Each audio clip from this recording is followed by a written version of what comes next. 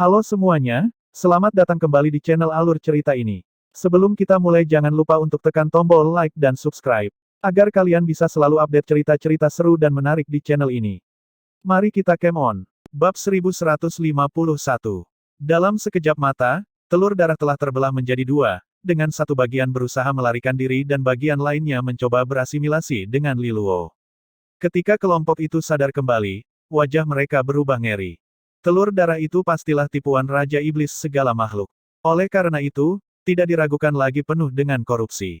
Sekarang separuh telur telah memasuki tubuh Liluo, bukankah telur itu akan mencoba merusaknya? Namun, Liluo tidak punya waktu untuk mengkhawatirkan wajah terkejut mereka. Begitu telur itu masuk ke tangan kirinya, telapak tangannya mulai berubah. Pertama, kulitnya menjadi merah darah. Tulang jari-jarinya semakin tebal dan kukunya semakin tajam.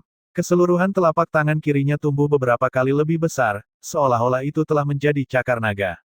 Itu sedikit mirip dengan apa yang terjadi ketika dia menjalani dragonifikasi sebelumnya. Namun, cakar naga yang ganas berada di bawah kendalinya. Sementara itu, cakar berdarah yang dia pegang di depannya bengkok dan aneh, dengan kista berwarna merah darah menyembul dari dagingnya. Di punggung tangannya, garis berdarah muncul dan perlahan mulai meluas keluar. Seolah-olah ada bola mata yang bengkok dan menyeramkan mencoba keluar dari celah itu. Ini adalah tanda korupsi yang dilakukan oleh monster. Energi merah darah terus mengalir ke lengan Liluo, jelas mencoba menyerang seluruh tubuhnya.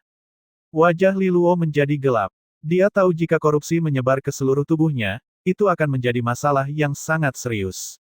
Dia harus menghentikan penyebaran korupsi lebih jauh jika dia ingin bertahan hidup. Liluo mengaktifkan kekuatan resonansinya dan menyalurkannya ke lengan kirinya untuk melawan kerusakan berbahaya yang berkecamuk di dalam dirinya. Namun, hampir tidak ada efek apapun. Liluo bahkan bisa merasakan bahwa kekuatan resonansinya lah yang sedang dirusak. Kekuatan resonansi biasa tidak mampu melawan korupsi ini. Itu terlalu kuat. Untungnya, aku memiliki kekuatan resonansi cahaya. Liluo tidak panik. Dia memikirkannya sejenak dan menuangkan semua kekuatan resonansi dari tubuhnya ke dalam lingkaran aura yang misterius. Semua itu diubah menjadi kekuatan resonansi cahaya yang cemerlang. Dipenuhi dengan kekuatan ilahi dan pemurnian, dia menyalurkan kekuatan resonansi cahaya ke lengan kirinya dan dengan mudah membentuk lapisan pertahanan. Kali ini, ia berhasil dan laju korupsi akhirnya melambat. Seperti dua pasukan elit yang bentrok dalam perang, kekuatan resonansi cahaya dan kerusakan di lengan kirinya bertempur sampai mati. Saat Liluo memusatkan seluruh perhatiannya pada perang kejam yang terjadi di dalam tubuhnya, Feng Lingyuan, Wang Kong, dan yang lainnya menyaksikan dengan cemas dari luar.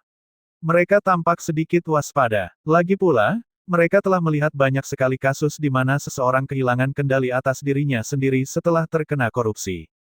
Saat semua orang meningkatkan kewaspadaan mereka terhadap Liluo, Li Hongyu memilih untuk menghampirinya secara langsung. Hongyu, Feng Lingyuan berteriak dengan nada khawatir. Li Hongyu tidak peduli sama sekali. Dia mengerutkan kening dan menatap Liluo. Tidak ada yang boleh terjadi padanya di sini. Jika terjadi sesuatu, bagaimana dia bisa memenuhi keinginannya di masa depan? Saat ini, situasi Liluo sangat buruk dan dia harus membantunya dengan cara apapun yang mungkin. Semua orang memperhatikan dengan penuh perhatian saat dia mengamati lengan kirinya. Kulitnya merah dan jelek seperti punggung katak merah. Namun, dia tahu bahwa ada dua energi besar yang berjuang di dalamnya. Itu adalah kekuatan resonansi cahaya. Liluo memiliki resonansi cahaya dan dia menggunakannya untuk melawan korupsi saat ini. Li Hongyu menghela napas lega. Dia mengulurkan jari gioknya yang ramping dan menunjuk di antara alis Liluo. Pada saat berikutnya, energi merah tua dengan aroma yang tersisa mengalir keluar darinya. Energi merah tua mengalir ke tubuh Liluo dan menenangkan hati dan pikirannya, memperkuat kemampuannya untuk melawan korupsi. Melihat ini, Feng Lingyuan dan yang lainnya juga mendekati Liluo. Mereka melihat dua energi berbenturan di lengan Liluo dan mengerutkan kening. Kekuatan resonansi cahaya adalah cara paling efektif untuk melawan korupsi. Kekuatan resonansi kita tidak akan mampu membantu, kata Feng Lingyuan sambil mengerutkan kening. Mereka tidak bisa berbuat banyak untuk membantu penderitaannya. Hanya ahli tingkat tinggi yang dapat membantu Liluo. Aku bisa memberinya bantuan untuk menghentikan penyebaran korupsi lebih jauh. Namun, pada akhirnya terserah padanya apakah dia mampu membalikkan keadaan, kata Yue Ziyu setelah memikirkannya. Kalian harus membuat persiapan jika dia benar-benar kehilangan kendali. Jika pikiran Li Luo rusak, kita harus menangkapnya. Kita akan lihat apa yang harus dilakukan padanya setelah kita kembali ke kampus. Feng Lingyuan menghela nafas tanpa daya. Tidak ada yang boleh terjadi pada Li Luo. Jika dia tidak keluar dari sini hidup-hidup, garis darah Kaisar Surgawi Li tidak akan melepaskan perguruan tinggi kuno asal surgawi. Itu adalah sesuatu yang perlu dikhawatirkan oleh pihak kampus. Tidak banyak yang bisa kita lakukan di sini, kata Duanmu. Semua orang mengangguk setuju. Setelah beberapa diskusi, Feng Lingyuan dan Wang Kong membuat persiapan. Kekuatan resonansi mereka mengalir dan mengelilingi Li Luo di tengah. Pada titik ini, Lu Ming, Jing Taixu, dan Sun Daseng juga telah berjalan. Mereka memandang Li Luo dengan cemas. Namun, mereka tahu bahwa tidak ada yang bisa mereka lakukan untuk mengatasinya. Suasana yang semula santai kembali mencekam. Kali ini, orang yang mereka waspadai adalah pahlawan dari pertarungan sebelumnya. Li Luo tidak merasa terganggu dengan keributan di luar. Dia merasakan aroma merah tua mengalir ke tubuhnya dan memahami bahwa Li Hongyu telah datang untuk membantunya. Kemudian dia merasakan energi ilahi datang dari luar lengan kirinya. Korupsi yang ganas menjadi sedikit lebih jinak. Apakah ini kekuatan resonansi cahaya dari Yue Ziyu? Kekuatan resonansi cahaya dari Yue Ziyu hanya mampu membantunya membatasi penyebaran korupsi secara eksternal. Bagaimanapun, sebagian darinya telah menyusup ke dalam tubuhnya. Jika pertahanan di dalam tubuhnya gagal, kerusakan akan menyebar ke seluruh tubuhnya. Dia akan kehilangan kendali atas pikirannya dan menjadi tidak berbeda dengan zombie hidup. 3 istana resonansi di Li Luo meraung hidup dan kekuatan resonansi terus mengalir. Lingkaran aura mengambil semuanya dan mengubahnya menjadi kekuatan resonansi cahaya, mengirimkan semuanya untuk melawan korupsi yang mengamuk di tubuhnya. Dengan pertahanan yang habis-habisan, penyebaran korupsi yang merajalela akhirnya berhasil dipadamkan dan ditekan.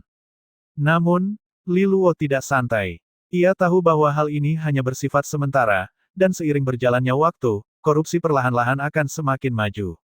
Meskipun demikian, laju korupsi setidaknya lebih lambat dibandingkan laju pada awalnya.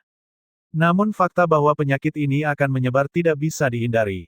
Dengan kecepatan seperti ini, korupsi akan menyebar ke tingkat yang mengkhawatirkan dalam beberapa hari mendatang. Bahkan kekuatan resonansi cahaya pun tidak dapat menghentikannya sepenuhnya. Hati Li Luo terasa berat. Dia telah mencoba semua yang dia bisa pikirkan. Namun, energi korupsi dari telur aneh itu terlalu kuat. Itu jelas merupakan objek yang luar biasa. Dia memikirkannya secara mendalam selama beberapa saat. Tiba-tiba, sebuah ide terlintas di benaknya. Dia melihat api resonansi yang diperoleh jauh di dalam lingkaran aura yang misterius. Itu adalah nyala api yang sangat istimewa. Mungkin itu bisa membantu. Dia memfokuskan pikirannya untuk mengendalikan api.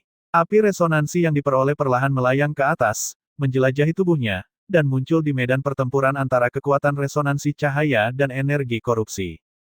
Dengan datangnya api resonansi yang diperoleh, tunas api kecil keluar dari api dan memasuki kekuatan resonansi cahaya. Hasil mengejutkan diraih saat keduanya digabungkan.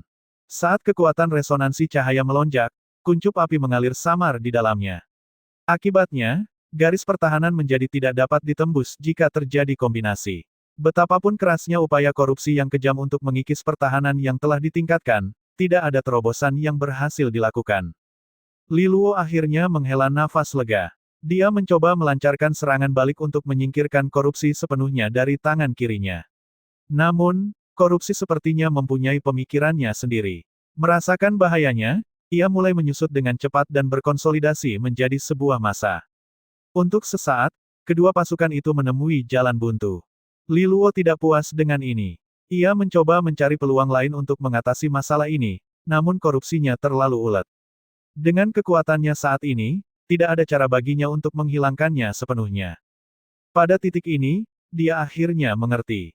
Dengan kemampuannya saat ini, yang bisa ia lakukan hanyalah melindungi tubuhnya dan mencegah penyebaran korupsi. Dia akan membutuhkan bantuan eksternal yang lebih besar jika dia ingin membersihkan tubuhnya sepenuhnya. Kemungkinan besar ini hanya mungkin terjadi setelah mereka menyelesaikan misi ini. Li Luo menghela nafas dalam hatinya, lalu perlahan membuka matanya yang tertutup rapat. Hal pertama yang dia perhatikan adalah gelombang energi kuat yang mengelilinginya ke segala arah. Semua orang memandangnya dengan waspada. Setelah Li Luo membuka matanya, dia tidak bergerak dari tempatnya. Kekuatan resonansinya tidak diaktifkan dan dia berdiri di sana dengan wajah tenang. Sampai saat ini, dia sering bertemu dengan monster. Dia tahu bahaya apa yang akan ditimbulkan oleh individu yang korup terhadap suatu kelompok, terutama di Dominion Kulit Hantu yang Maha Ada. Oleh karena itu, pihak lain sangat berhati-hati terhadapnya. Saat Li Luo diam di tempatnya, orang lain di sekitarnya menghela napas lega. Kekuatan resonansi yang diterima secara bertahap mereda. Li Luo, bagaimana kondisimu? Feng Lingyuan bertanya kepadanya dengan tergesa-gesa. Li Luo menjawab dengan tenang, tidak terlalu bagus. Dia menunduk dan menatap lengan kirinya. Ada beberapa tanda transformasi monster yang terjadi padanya. Itu telah tumbuh beberapa kali lebih tebal dan urat-uratnya tidak pada tempatnya. Dari luar, terlihat sangat menakutkan. Di punggung tangannya, kista merah berdarah muncul ke permukaan dengan retakan samar terlihat di atasnya, seolah-olah mata iblis hampir terbuka. Saat kau membandingkannya dengan lengan yang lain yang tidak terpengaruh, lengan kirinya jelas menakutkan dan aneh. Itu adalah lengan iblis. Li Luo, selanjutnya kami akan melakukan beberapa tes sederhana untuk memeriksa apakah kamu masih berpikiran jernih. Apakah tidak apa-apa? Feng Lingyuan ragu-ragu sejenak dan bertanya padanya. Li Luo menganggukkan kepalanya. Dia tahu bahwa ini adalah prosedur standar perguruan tinggi untuk mencegah individu korup yang mencoba menyusup ke kelompok tersebut. Dengan itu, Feng Lingyuan mulai menanyakan pertanyaan tentang kenangan masa lalunya. Mereka mencoba untuk melihat apakah dia masih dapat mengingatnya dengan benar. Lagi pula, jika pikirannya rusak, akan ada celah dan celah dalam ingatannya juga. Hal ini dapat diketahui dari serangkaian pertanyaan. Namun, Li Luo tidak mempermasalahkannya. Korupsi itu tersegel erat di lengan kirinya dan tidak menyebar lebih jauh. Oleh karena itu, dia bisa menjawab pertanyaan Feng Lingyuan dengan tenang. Saat mereka menyelesaikan pertanyaan terakhir, Feng Lingyuan akhirnya menghela nafas lega. Pandangannya terhadap Li Luo agak cerah ketika dia mengatakan kepadanya, Li Luo, jangan terlalu khawatir tentang hal itu. Keadaan korupsi tidak terlalu serius.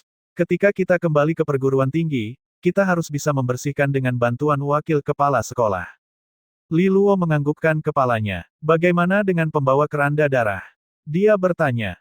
Dia melarikan diri. Dia menyatu dengan separuh telur darah lainnya dan berlari pergi. Kami tidak berani mengejarnya dengan sembarangan. Li Hongyu menjawab dari samping.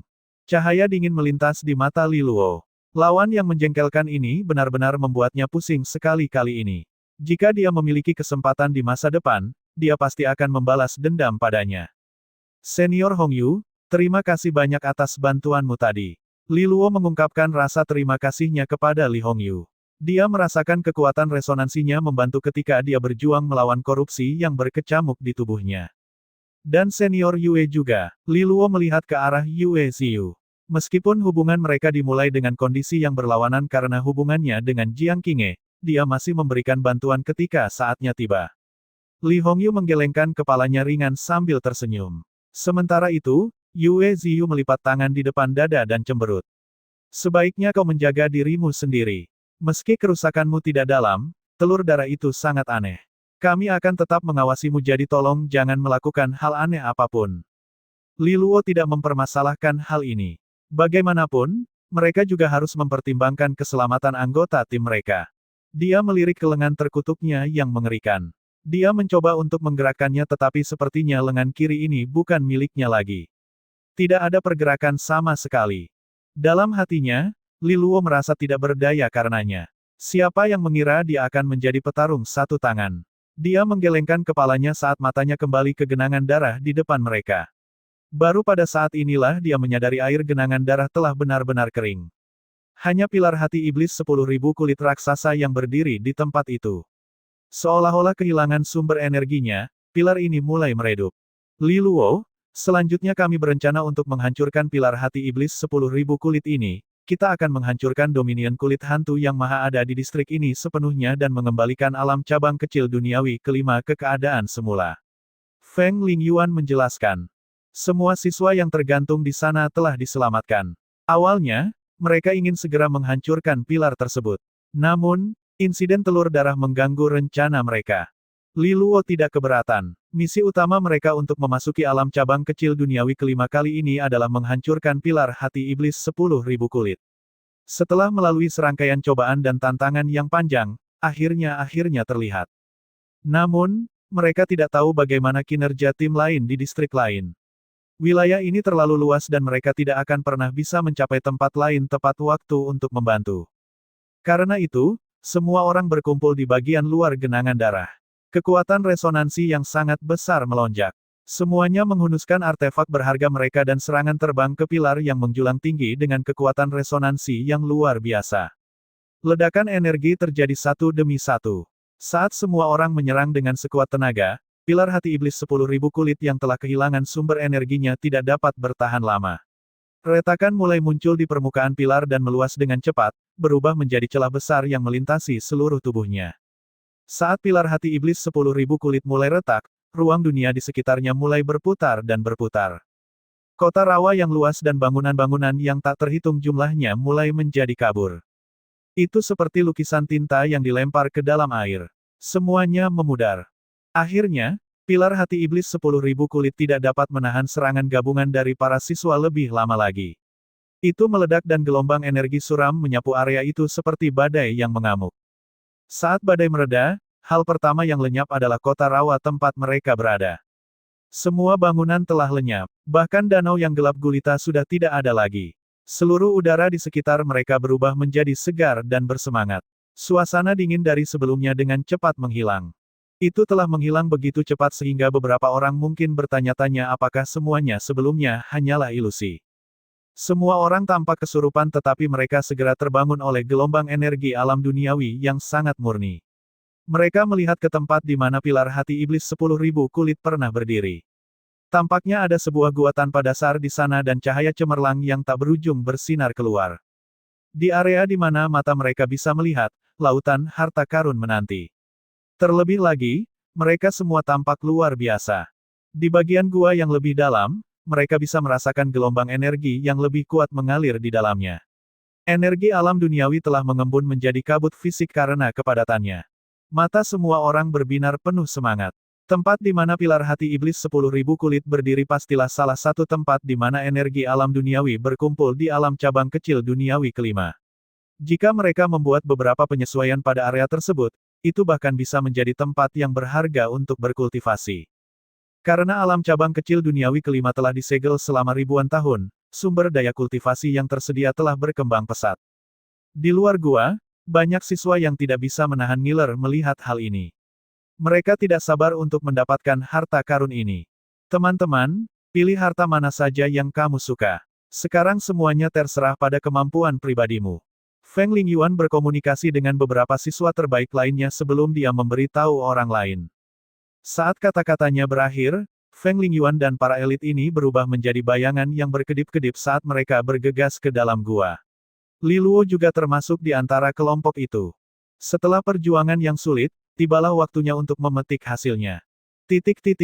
Saat Li Luo dan yang lainnya bergegas masuk ke dalam gua harta karun, dua makhluk tertinggi di luar alam cabang duniawi kecil kelima juga merasakan perubahan di ruang dunia ini. Di langit luas di luar untungnya, kepala sekolah perguruan kuno asal surgawi, Wang Xuanjin, dan Raja Iblis segala makhluk masih duduk dalam posisi lotus. Kehadiran mereka yang agung dan megah membuat bintang-bintang di langit tampak redup. Keduanya sedang melihat ke bawah ke ruang dunia kecil di depan mereka. Meskipun kedua sosok luar biasa ini diam dan wajah mereka tetap tenang dan damai, gambaran di sekitar mereka dipenuhi dengan niat membunuh yang tak terlukiskan. Bahkan Raja Mahkota Tunggal pun tidak berani mendekati mereka saat ini. Dari waktu ke waktu, gelombang besar akan melonjak dari ruang dunia yang jauh dari mereka. Jumlah kekuatan resonansi yang keluar cukup membanjiri langit dan bumi. Pada saat yang sama, energi dingin yang dipenuhi emosi negatif yang tak terhitung jumlahnya akan menyapu seluruh lapangan. Ini adalah pertarungan antara wakil kepala sekolah dari perguruan kuno asal surgawi dan mereka yang berada di bawah komando Raja Iblis segala makhluk. Perkelahian terjadi dalam skala yang di luar imajinasi seseorang. Pada satu titik, mata Wang Xuanjin bergerak sedikit. Dia menatap proyeksi alam cabang kecil duniawi kelima dan tiba-tiba berkata, sepertinya ada retakan di dominion kulit hantu yang maha ada. Kabut putih berawan yang awalnya mengacaukan alam cabang kecil duniawi kelima bergetar hebat. 7 pilar hati iblis 10.000 kulit yang mendukung dominion kulit hantu yang maha kuasa mulai menunjukkan tanda-tanda kehancuran pada saat ini. Hal ini telah menyebabkan keretakan muncul di dominion kulit hantu yang maha kuasa yang awalnya menutupi seluruh alam cabang kecil duniawi kelima. Jelasnya, ini berkat kerja keras para siswa yang telah memasuki alam cabang kecil duniawi kelima. Mereka berhasil menghancurkan 4 dari 10.000 pilar hati iblis kulit. Meskipun misi mereka belum selesai, dominion kulit hantu yang maha kuasa tidak lagi sempurna.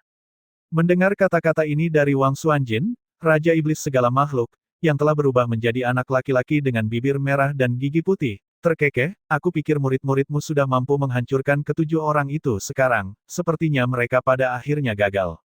Mereka berusaha semaksimal mungkin. Kenapa kamu begitu kasar? Wang Xuanjin menjawab. Mata yang tak terduga berkilau dengan sedikit ketajaman. Tapi aku benar-benar tidak menyangka tikus-tikus dari Institut Pembalikan Asal mengklaim dalam pertarungan kita. Ini pasti bagian dari rencanamu dengan monster Raja Mata Roh kan? Dua perguruan tinggi kuno telah bersatu untuk melawanku. Mencari sedikit bantuan adalah hal yang wajar. Selain itu, Institut Pembalikan Asal adalah kekuatan umat manusia, jawab Raja Iblis yang maha kuasa sambil tertawa. Hanya sekumpulan sel kanker yang harus dipotong. Mata Wang Xuanjin sedikit menyipit. Nada kebencian terdengar dalam suaranya yang tenang. Bagaimana kamu tahu kalau keyakinan lembaga pengembalian asal bukanlah keyakinan yang benar? Mungkin hanya jalan mereka yang akan menyatukan langit dan bumi, memungkinkan dunia kembali ke keadaan idealnya. Kalian semua terlalu berpikiran sempit untuk suatu perubahan. Kemunculan Raja Iblis segala makhluk mulai berubah lagi. Perlahan-lahan ia berubah dari gambaran seorang anak kecil sebelumnya menjadi seorang tetua bertubuh bungkuk dengan wajah keriput. Wang Xuanjin menjawab dengan dingin, pada akhirnya, jalan yang mereka pilih tidak akan membawa kita ke dunia yang dipenuhi umat manusia. Dunia ini hanya tinggal sekam dan hanya tinggal hantu. Raja Iblis segala makhluk terkekeh. Kalau begitu, kamu harus bergantung pada kami, yang disebut monster, untuk mengakhiri kekacauan ini untukmu. Wang Xuanjin tidak tertarik untuk melanjutkan obrolan tak berguna itu. Dia melirik alam cabang kecil bumi kelima dan berkomentar, jadi 10.000 pilar hati iblis kulit milikmu ini hanyalah pengalih perhatian. Tujuanmu yang sebenarnya adalah untuk menetaskan telur iblis sejati dengan jejak kemauanmu sendiri. Begitu mereka menetas, kamu akan dapat mencetak keseluruhan alam cabang kecil duniawi kelima, mengubahnya menjadi bagian dari dominion kulit hantu yang maha ada. Ketika pilar hati iblis 10.000 kulit dihancurkan, Wang Xuanjin dapat melihat situasinya dengan jelas. Setiap pilar mengerami satu telur iblis sejati. Wang Xuanjin memikirkannya sejenak dan berkata, namun, telur iblis sejati masih dalam bentuk embrio. Mereka tidak akan mampu membawa sehelai pun keinginanmu seperti ini. Sepertinya langkahmu selanjutnya adalah melebur semua telurnya menjadi satu. Bidak-bidak catur dari Institut Pembalikan Asal ini hanyalah pengantar barangmu. Mereka semua adalah orang luar, jadi mereka tidak terdeteksi olehku. Raja Iblis segala makhluk mengangguk sambil tersenyum. Penampilannya berubah menjadi seperti anak muda sekarang. Selama 3 telur iblis sejati yang berhasil menyatu, itu akan dianggap sukses. Oleh karena itu, permainan utama akan segera dimulai. Wang Xuanjin, menurutmu siapa yang akan memenangkan babak ini? Wang Xuanjin menyaksikan dengan mata yang sama muskilnya dengan jurang maut. Namun, dia tidak menjawab. Raja Iblis segala makhluk tersenyum kecil. Ia mengulurkan tangannya dan dengan ringan melambai pada kekosongan di depan mereka. Seluruh ruang dunia di sekitar alam cabang kecil bumi kelima mulai bergetar hebat. Titik. Puncak gunung yang megah menjulang dari tanah. Seperti pedang tajam, ia menembus langit di atas. Seluruh gunung berkilauan dengan harta karun. Jelas sekali, ini adalah salah satu tempat tinggal roh di alam cabang kecil duniawi kelima. Disitulah salah satu dari 10.000 pilar hati iblis kulit didirikan beberapa saat yang lalu. Para siswa mengais-ngais daerah itu dengan gembira, mencari segala macam harta karun yang berharga dan tak ternilai harganya. Namun, kebanyakan dari mereka hanya mencari di sekeliling. Ini karena semakin dalam seseorang menjelajah ke dalam gunung yang sangat besar, semakin padat energi alam duniawinya.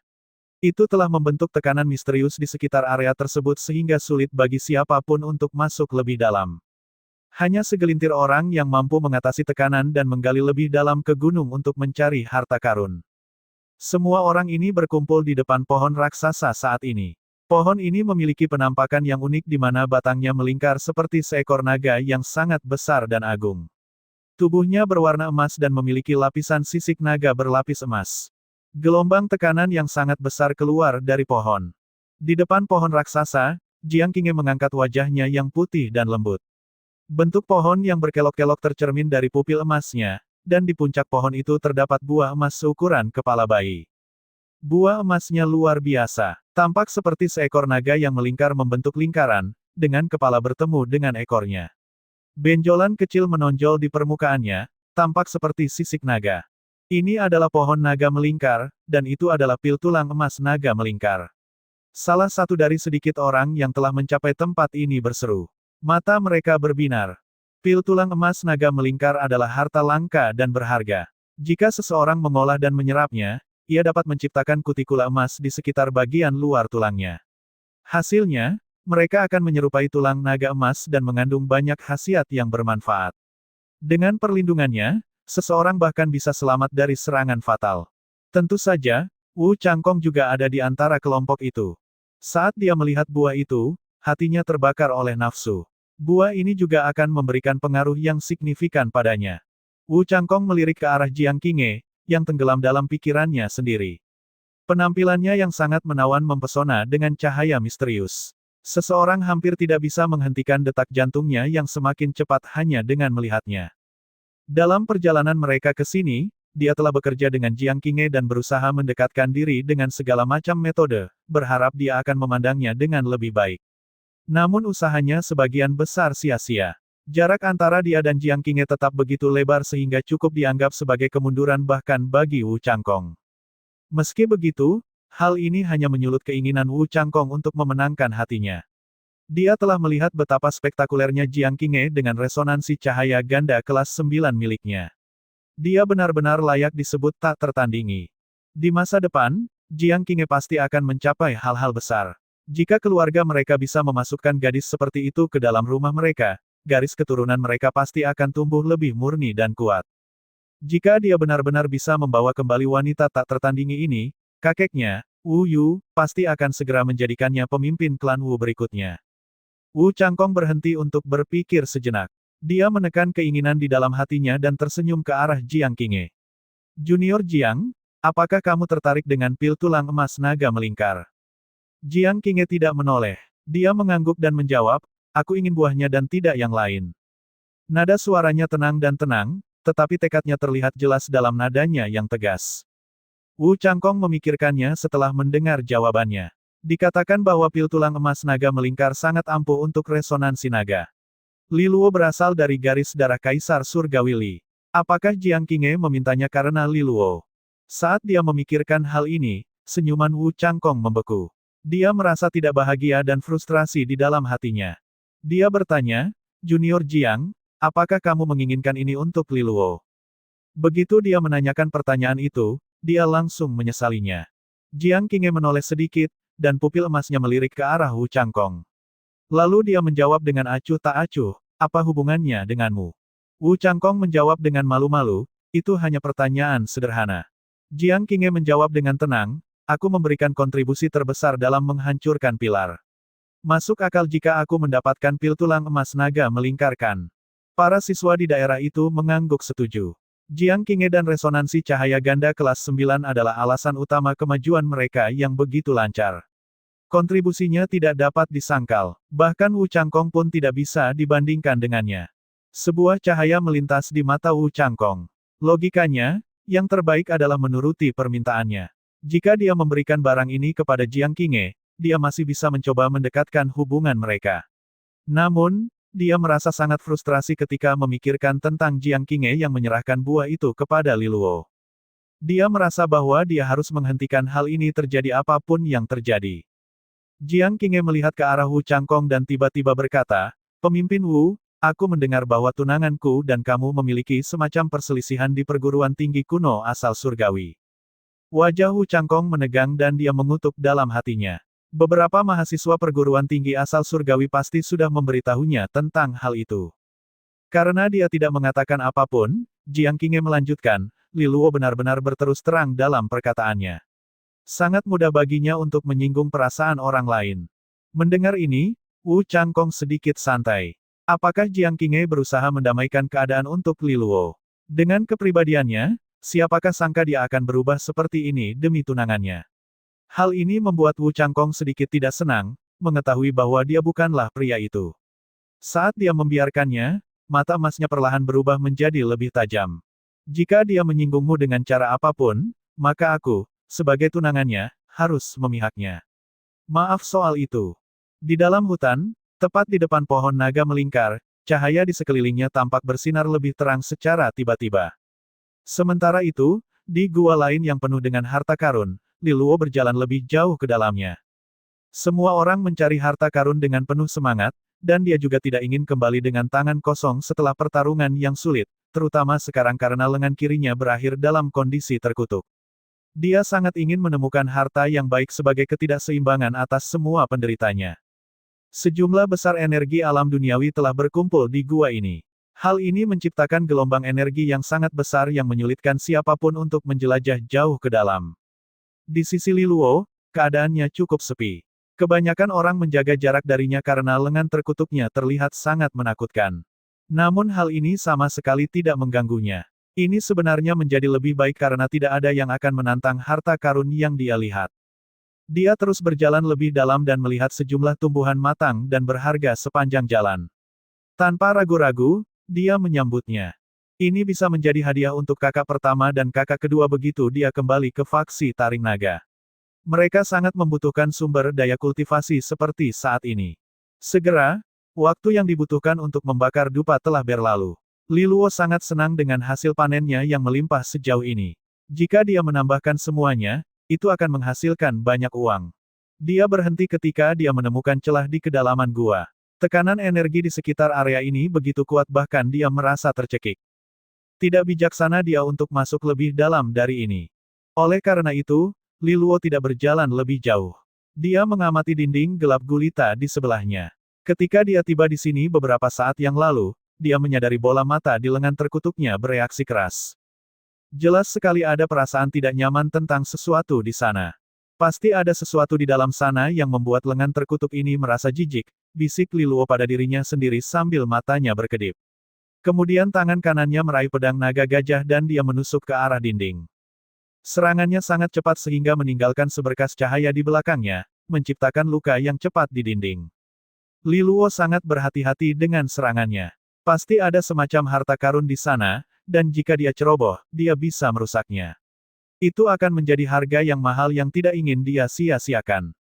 Saat dia menebas dinding lapis demi lapis, Li Luo memperhatikan sesuatu. Itu mirip tanaman merambat yang menyerupai banyak ular piton putih. Jika dilihat lebih dekat, dia menyadari ada duri di sana. Durinya bening dan agak putih. Seolah-olah itu terbuat dari semacam permata ilahi. Ketika dia memecahkan batu di sekitarnya, tiba-tiba terjadi ledakan energi cahaya yang sangat besar dan murni. Apakah ini duri ilahi? Li Luo terkejut saat dia menatap tanaman di depannya, ekspresi kegembiraan di wajahnya.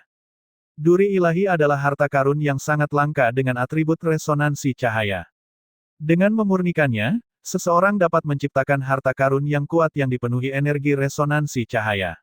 Namun, ia sangat sulit ditemukan, karena ia suka bersembunyi di kedalaman bebatuan di dalam gua yang dalam. Anehnya, Li Luo menemukannya karena lengannya yang terkutuk itu penuh dengan korupsi. Ia memiliki keengganan yang sangat kuat terhadap energi resonansi cahaya, dan karenanya ia dapat menyadari keberadaannya. Resonansi cahayaku hanyalah resonansi sekunder. Akan sia-sia jika harta ini digunakan padaku. Namun, ini akan menjadi hadiah yang sempurna untuk Kinge ketika aku bertemu dengannya nanti, bisik Li Luo pada dirinya sendiri dengan gembira.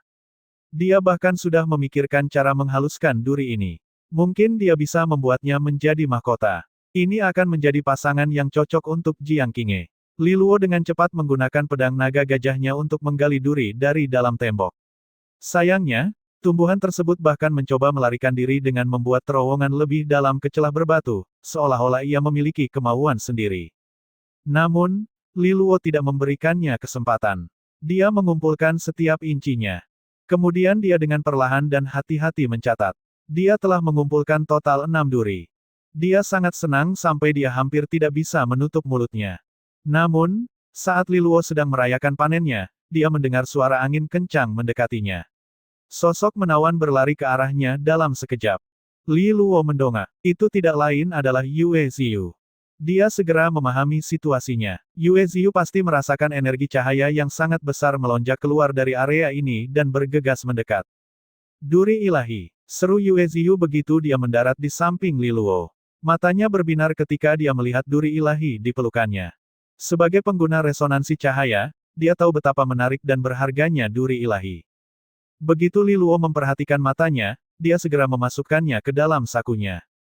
Yue Ziyu tertegun sejenak. Kemudian dia dengan cepat memberitahunya, beritahu aku harganya. Aku akan membeli duri ilahi darimu.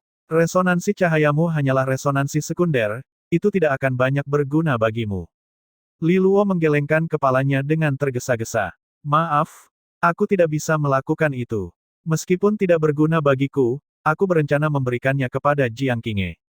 Kepada Jiang Qinghe, Yue Ziyu mengertakkan gigi begitu dia mendengar ini. Wanita sialan itu benar-benar bertengkar dengannya dalam segala hal. Namun, dia tahu tentang hubungan Jiang Qinghe dengan Li Luo. Dia tahu dia tidak bisa melakukan hal ini dengan cara yang sulit. Oleh karena itu, dia mengambil 2 langkah ke depan dengan membuang kesombongannya.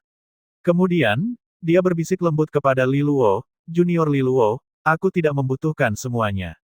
Mengapa kamu tidak menjual padaku 4 di antaranya? Aku pasti akan memberimu harga yang memuaskan. Li Luo diam-diam merasa gembira saat dia melihat gadis yang biasanya sombong itu berubah menjadi begitu lembut.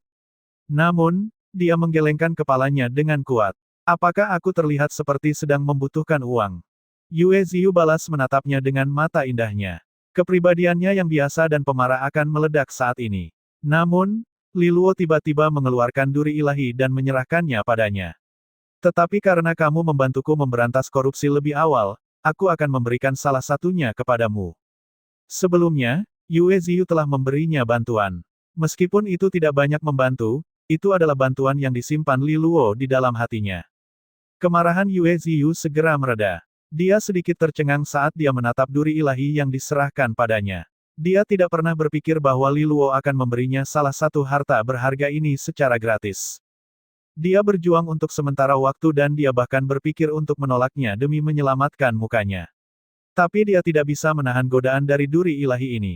Pada akhirnya, dia menerimanya dengan jawaban yang belak-belakan. Terima kasih kalau begitu. Li Luo balas tersenyum padanya. Sama-sama, kamu membantuku tadi. Kalau begitu, kenapa kamu tidak memberiku 2 lagi? 1 saja tidak cukup, tambah Yue Ziyu. Li Luo memutar matanya. Bermimpilah. Aku berencana membuatkan mahkota untuk Qinghe. Yue Ziyu dipenuhi rasa iri saat dia mendengarkan. Dia tidak iri dengan hubungan antara Li Luo dan Jiang Qinghe. Sebaliknya, dia hanya gelisah memikirkan pemandangan Jiang Qinghe berdiri dengan mahkota yang mempesona dan megah di atas kepalanya. Apakah menurutmu mahkota dengan resonansi cahaya cocok dengan citra Jiang Qinghe? Li Luo bertanya sambil tersenyum. Dia jelas-jelas nakal tentang hal itu karena dia tahu betul tentang hubungan mereka yang selalu tidak akur. Wajah Yue Ziyu tidak menunjukkan reaksi yang terlihat. Dengan wajah Jiang Qinghe yang halus dan menawan, dia pasti akan terlihat seperti Dewi Cahaya jika dia mengenakan mahkota yang terbuat dari duri ilahi. Memikirkan hal itu hanya membuatnya semakin frustrasi. Yue Ziyu menarik napas dalam-dalam. Dia mengendalikan emosinya dan menyimpan duri ilahi dari Li Luo. Kamu sangat beruntung. Aku lewat sini tadi, tapi aku tidak bisa merasakan kehadirannya sama sekali. Dia sangat menyesal. Jika dia mengetahui hal ini lebih awal, tidak akan ada yang tersisa untuk Jiang Qinghe. Li Luo melirik lengannya yang terkutuk itu. Itu semua berkat hal ini. Yue Ziyu terkejut. Dia tidak tahu harus berkata apa. Duri ilahi adalah benda yang diciptakan oleh energi resonansi cahaya yang sangat murni dan terkonsentrasi. Tentu saja itu adalah barang yang menjijikkan untuk segala sesuatu yang rusak. Oleh karena itu, lengan terkutuk Li Luo beraksi segera setelah dia lewat. Li Luo dapat memahami hal ini dan menemukan harta karun itu. Saat mereka berdua sedang mengobrol, wajah mereka tiba-tiba berubah. Mereka merasakan gelombang energi yang sangat kuat di udara. Ruang dunia di sekitar mereka mulai berputar. Mereka saling memandang, lalu mata mereka menjadi dingin dan mereka segera mengumpulkan kekuatan resonansinya. Mereka merasakan perubahan sekitar saat mereka membongkar gua. Ketika mereka keluar, mereka melihat langit yang luas di atas mereka. Sebuah istana begitu besar sehingga mereka tidak bisa melihat ujungnya sedang melintasi kekosongan. Istana itu terlihat sangat megah, seperti bintang dan bulan di langit.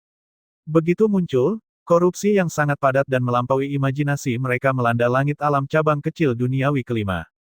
Li Luo dan yang lainnya merasa korupsi itu seperti binatang yang sangat ganas. Ia keluar dari langit untuk memelihara semua makhluk hidup. Samar-samar, mereka dapat melihat tiga kata aneh yang perlahan menggeliat di atas plakat putih di luar istana raksasa. Istana segala makhluk. Ketika Li Luo dan yang lainnya memperhatikan istana segala makhluk, ruang dunia di sekitarnya mulai bergetar hebat. Istana segala makhluk menjadi semakin besar tepat di depan mata mereka. Kemudian ekspresi mereka berangsur-angsur berubah menjadi ekspresi mengerikan. Bukan istana segala makhluk yang semakin besar. Sebaliknya, mereka malah tersedot ke dalamnya dengan kecepatan yang tidak terbayangkan. Mereka tersebar di seluruh dunia di luar keinginan mereka, semakin dekat ke istana segala makhluk. Hal ini berlangsung beberapa saat. Tak lama kemudian, istana segala makhluk berada tepat di depan mata mereka. Ketika Li Luo menyadari bahwa getaran di ruang dunia telah mereda, dia merasakan perasaan dingin datang dari dasar kakinya. Hal ini menyebabkan kulitnya merinding, seolah-olah kulitnya akan lepas dari tubuhnya di luar keinginannya. Dia melihat ke bawah dan melihat lantainya dipenuhi ubin putih berbintik-bintik. Ada pembuluh darah samar di dalamnya, dan ketika dia mengangkat kepalanya untuk memeriksa sekelilingnya, dia menyadari bahwa semuanya memiliki warna yang sama. Lantainya seperti kulit raksasa yang mati. Itu membuat seseorang merasa tidak nyaman hanya dengan berdiri di atasnya. Li Luo menarik napas dalam-dalam. Dia menekan rasa gatal di bawah kulitnya dan mengamati area sekitarnya. Pada titik ini, mereka sepertinya berada pada semacam platform. Di depan mereka ada sekelompok aula kecil yang tak ada habisnya. Itu sangat luas tetapi juga sangat sunyi. Keheningan seperti itulah yang membuat seseorang tidak nyaman. Feng Lingyuan, Yue Ziyu, dan Li Hongyu juga sadar kembali di belakang Li Luo. Mereka mengamati aula yang tak terhitung banyaknya di depan mereka dengan wajah serius. Skalanya jauh lebih besar dibandingkan kota sebelumnya. Sepertinya ini adalah tujuan akhir misi kita, kata Feng Lingyuan dengan suara rendah. Tim lain pasti diseret secara paksa ke tempat ini juga, tambah Yue Ziyu. Jantung Li Luo berdetak kencang. Kalau begitu, Jiang Qinghe mungkin juga berada di istana segala makhluk. Dia mungkin berada di tempat lain, tapi ini membuatnya sangat menyenangkan. Bisa dibilang, mereka semakin dekat untuk bertemu satu sama lain. Ada pesan di daun roh kuno.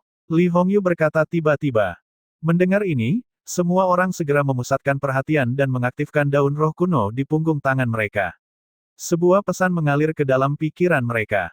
Raja Iblis segala makhluk telah mengerami 7 telur iblis sejati dengan pilar hati iblis 10.000 kulitnya.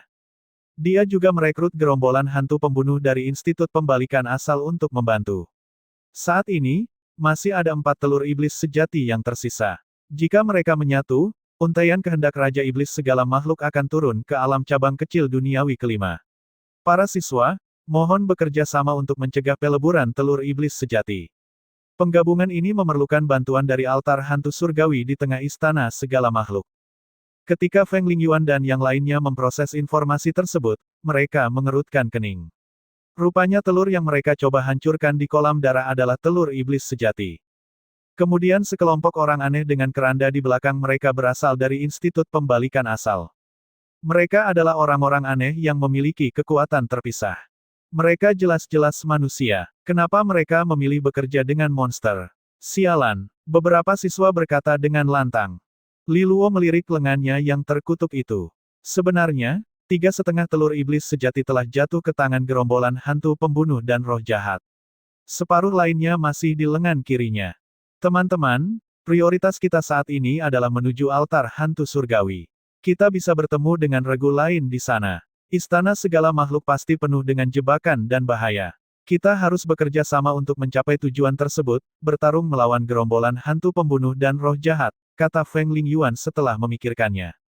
Yang lain tidak keberatan dengan usulannya. Semua orang segera berangkat. Kekuatan resonansi melonjak satu demi satu. Mereka tetap mempertahankan formasi dan tetap waspada saat mereka perlahan berjalan menuju istana yang sunyi. Ketika Li Luo dan yang lainnya mulai bergerak, banyak sosok dengan keranda di punggung mereka muncul dari bayang-bayang salah satu aula. Semua pembawa keranda hitam sedang melihat makhluk aneh di tengah aula. Ia berotot dan tinggi dan tubuhnya berwarna merah darah. Tampaknya seperti raksasa yang telah dilucuti kulitnya. Benjolan daging berdarah terus bermunculan, dan wajah-wajah yang menyakitkan dan sedih muncul di sana. Sumsum tulang belakang berwarna putih menembus tubuhnya dan melengkung seperti ekor kalajengking. Wajahnya juga sangat menakutkan. Dari penampilannya, samar-samar orang bisa mengenali bahwa dia adalah pembawa keranda darah. Pada akhirnya, dia berhasil melarikan diri dengan setengah dari telur iblis sejati. Pembawa keranda darah jelas tidak bisa mengendalikan dirinya saat ini. Matanya diselimuti oleh niat membunuh yang liar saat dia membenturkan tubuhnya ke pilar berulang kali, mencoba menghancurkannya. Namun, pembawa keranda hitam lainnya tidak menghentikannya. Setelah setengah jam, pembawa keranda darah akhirnya mendapatkan kembali kewarasannya. Dia terbatuk parau saat matanya yang berdarah memandang ke arah bayangan di depan. Dia bertanya dengan suara yang kejam, apakah kamu bersembunyi di sana sambil mengejekku secara diam-diam? Langkah kaki lembut terdengar dan kemudian sesosok tubuh kurus muncul. Dia menggenggam tongkat berwarna biru laut dan separuh wajahnya ditutupi topeng. Di bawah topeng, hanya matanya yang terlihat, yang sangat dingin sehingga membuat seseorang merinding.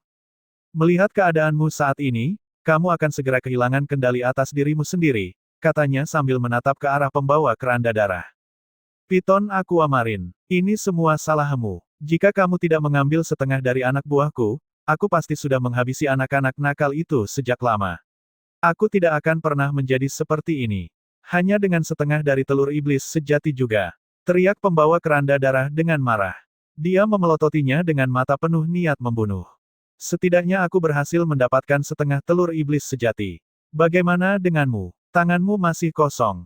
Mendengar ini, Piton Aquamarine dengan santai menjawab, aku baru saja bertemu sosok kuat. Untung saja yang bertemu dengannya adalah aku. Kalau itu kamu pasti sudah dihabisi olehnya. Pembawa keranda darah merasa sangat marah. Namun, dia menahan amarahnya dan balas berteriak, Piton Aquamarine, bawalah pasukanmu dan ikutlah bersamaku. Aku ingin merebut kembali separuh telur iblis sejati lainnya. Aku akan mencabik-cabik bocah cilik Liluo itu. Awalnya, Piton Aquamarine tidak pedulinya. Namun, sebuah cahaya melintas di matanya begitu dia mendengar kalimat terakhir dari kata-kata kasar pembawa keranda darah. Dia diam-diam bertanya, separuh telur iblis sejati lainnya ada pada siswa bernama Liluo. Ya, bajingan itu hanya berada di tingkat mutiara surgawi. Beraninya dia merusak rencanaku. Jika bukan karena dia, aku tidak akan berada dalam kondisi yang menyedihkan sekarang. Pembawa keranda darah itu melolong. Piton Aquamarine, jika kamu membantuku, akan ada kursi yang disediakan untukmu di antara gerombolan hantu pembunuh. Mata di bawah topeng dipenuhi dengan rasa dingin yang membuat jantung berdebar-debar. Dia memegang tongkatnya dengan jari-jarinya yang ramping dan merasakan hawa dingin yang memancar dari tongkat itu sebelum dia menatap ke arah pembawa keranda darah dan bertanya, bisakah kamu menemukannya?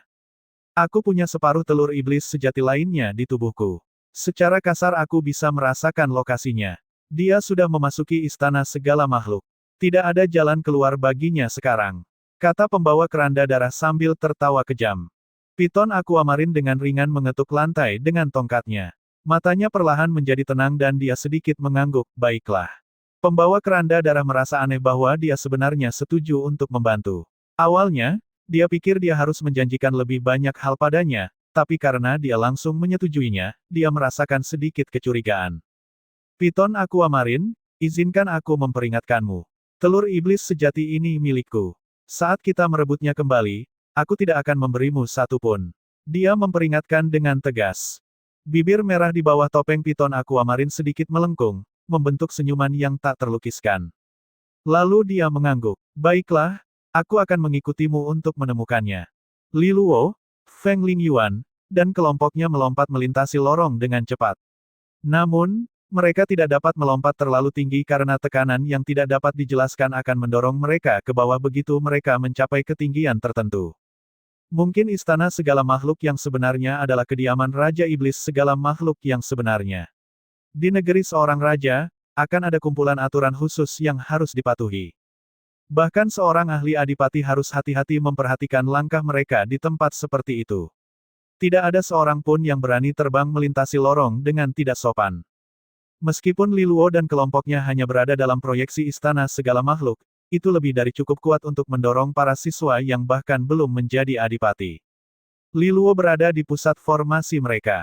Dia dikelilingi oleh siswa elit seperti Feng Lingyuan, Yue Ziyu, Duan Mu, dan Wei Chonglou. Dengan formasi seperti itu, mereka jelas tetap waspada di sekitarnya.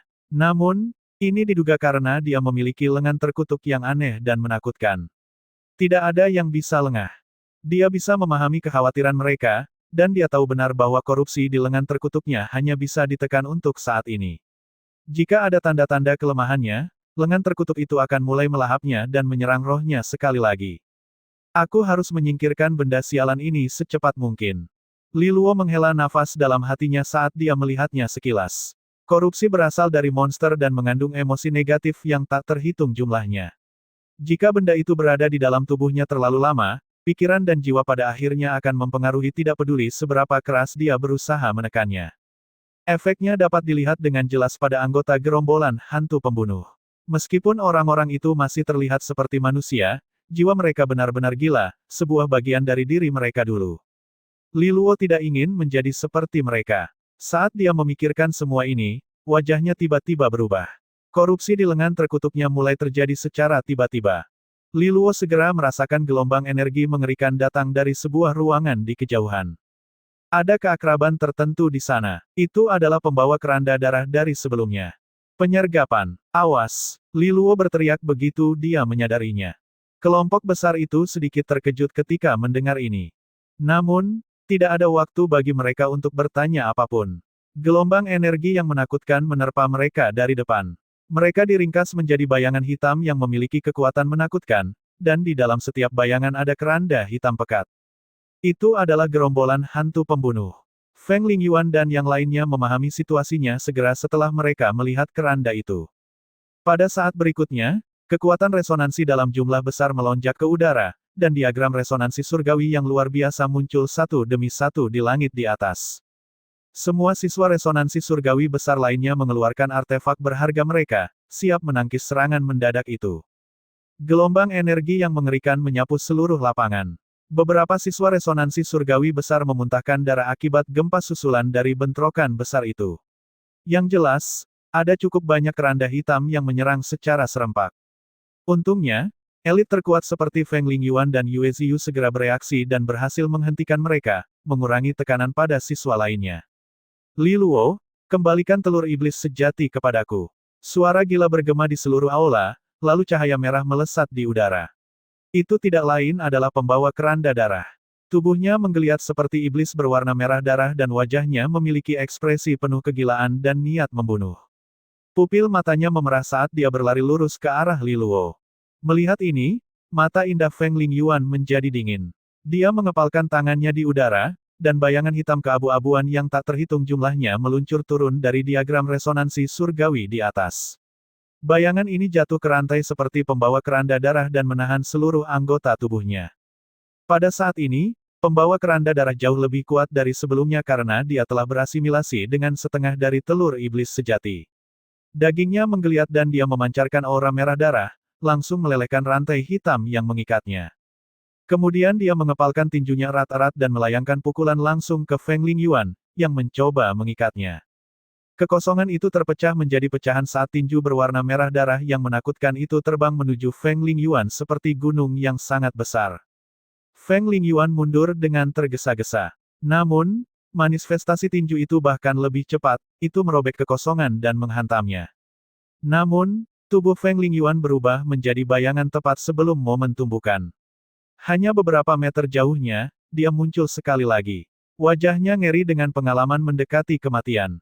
Pembawa keranda darah ternyata jauh lebih menakutkan dari sebelumnya. Enyahlah. Aku hanya menginginkan bocah nakal itu. Siapapun yang menghalangi jalanku akan mati. Kata pembawa keranda darah dengan nada dingin. Giginya yang tajam berkilau dengan cahaya sedingin es yang membuat seseorang merinding. Ayo kita lakukan bersama. Aku akan menahannya. Wang Kong berteriak sambil melangkah maju. Dia berubah menjadi golem batu dan menyerang langsung ke pembawa keranda darah. Segel emas hati merah. Sebuah suara lembut bergema, lalu cahaya merah keemasan terbang melintasi medan perang dan mendarat di tubuh Wang Kong. Seketika, tubuhnya bertambah besar, dan ada cahaya merah bercampur dengan cahaya putih keabu-abuan yang dia pancarkan. Ini adalah bantuan dari Li Hongyu. Li Luo, mundurlah. Dia mengejarmu. Dia memperingatkannya. Li Luo mengerucutkan bibirnya. Sebelum dia bisa mengatakan apapun, Yue Ziyu muncul di depannya. Dia mengangkat tongkat cahayanya, mengangkat dagu runcingnya dengan bangga, dan mengatakan kepadanya, karena kamu memberiku duri ilahi sebelumnya, aku harus membalas budi dan melindungimu kali ini. Segera setelah dia menyelesaikan kalimatnya, pilar kekuatan resonansi cahaya yang sangat besar melonjak dari tongkatnya. Banyak tanda cahaya ilahi mengalir di dalam pilar. Pilar cahaya turun langsung ke daging pembawa keranda darah yang bengkok dan kekar. Korupsi yang dia pancarkan tiba-tiba mendidih dengan kuat, membuatnya menderita rasa sakit yang luar biasa.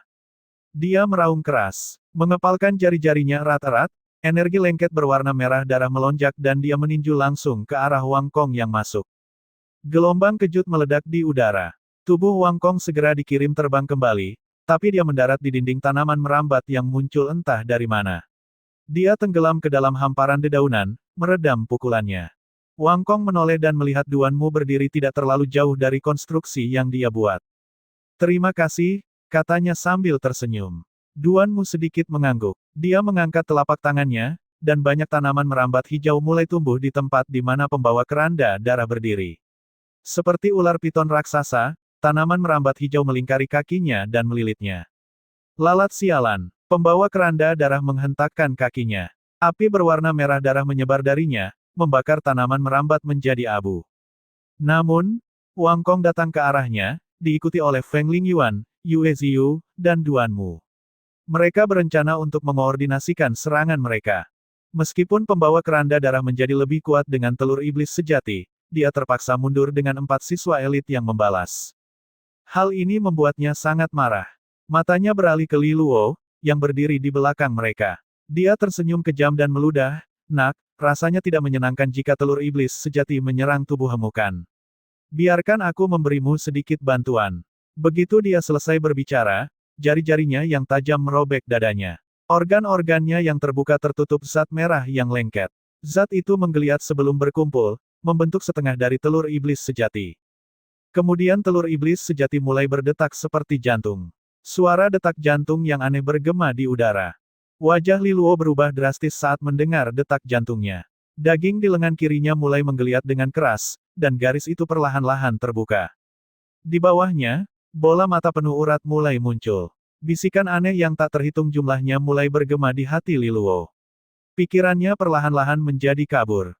Pada saat berikutnya, dia buru-buru menarik perhatiannya, mengaktifkan semua kekuatan resonansi di tubuhnya dan mengubahnya menjadi kekuatan resonansi cahaya, menuangkannya ke lengan kirinya untuk melawan korupsi yang melonjak.